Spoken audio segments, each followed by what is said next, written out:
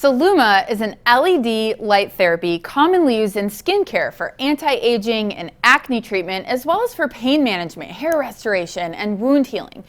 With low-level light therapy starting to be used in eye care for meibomian gland dysfunction and dry eye, is this a therapy that could help with the ocular conditions as well? In today's video, I'll review the current literature and compare the Celluma to recognize therapeutic levels for dry eye syndrome, chalazion, and meibomian gland dysfunction. Welcome to Eye School with Dr. D, where my goal is to arm you with the knowledge you need to take control of your eye health and have the best vision possible. Like and subscribe for videos every week.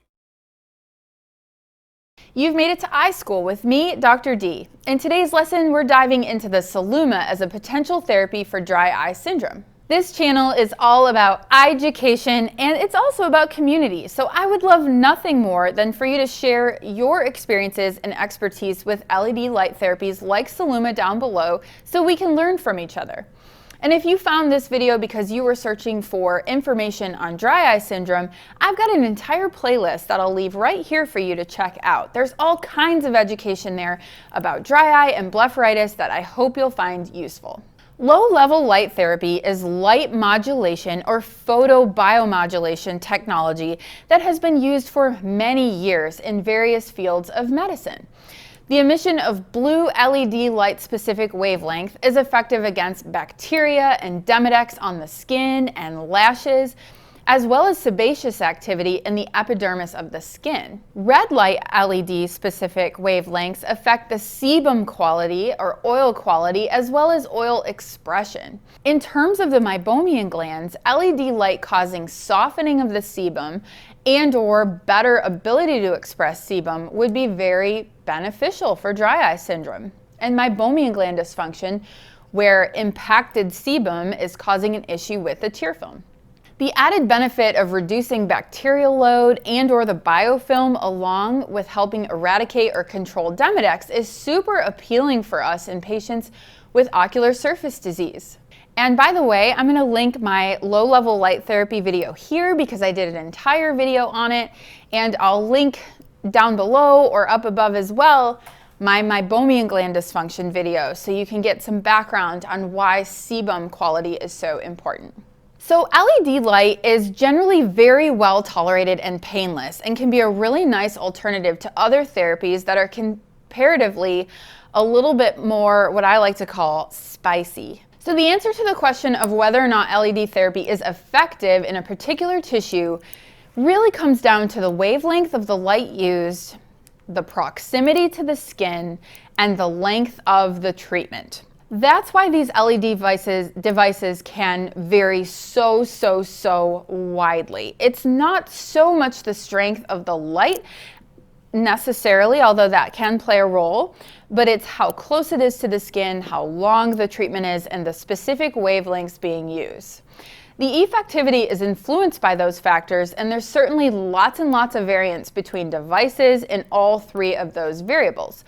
So consider, for instance, the over-the-counter masks and full face shields like those I've discussed in previous videos. So I personally have a Dr. Gross skincare mask. I also have his eye mask, and I have his full face mask. These treatments in the Dr. Gross mask are very comparable wavelengths to that of the professional grade treatments.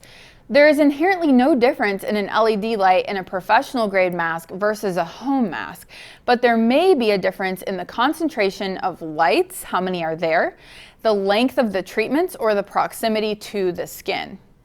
In the case of at-home masks, the length of treatment is only about 3 minutes. So over a sustained period of using them every day, once a day or twice a day, there may be a benefit over years, but it has less effectivity in the short term than, say, a 15-minute or a 30-minute in-office treatment. The effectivity of light treatment is not power output, but it's energy absorption. So it doesn't matter how bright my light is, but how much energy is actually absorbed by the target tissue, and that's what makes that light treatment impactful. I'm by no means the expert on this, but I've looked into two specific masks today. The Marco Equinox is a low-level light therapy mask used specifically in eye care settings. It uses both red and blue lights to harness the ability to change the sebum as well as clear bacteria and Demodex. The blue light in this device is at 417 nanometers, red 633, and yellow 590. The company states that their irradiation output is 100 megawatts per centimeter squared, and the quantity absorbed by the skin is 110 joules per centimeter squared. Celluma is using 3 wavelengths at once as well. So we've got 465 at 80 hertz output for blue, 640 nanometers at 680 hertz output for red, and 880 nanometers or 800 hertz for near infrared for a 30-minute duration. This is compared to a 15-minute duration for the eye care specific mask. The Celluma contains 345 lights and is approved by the FDA for multiple indications, including arthritis, muscle spasm, muscle and joint pain, muscle tissue tension, joint and muscle stiffness, a lot of joint and muscle stuff, diminished local circulation, and inflammatory acne. It does not have FDA clearance for MGD and dry eye specifically, so this would be considered off-label use.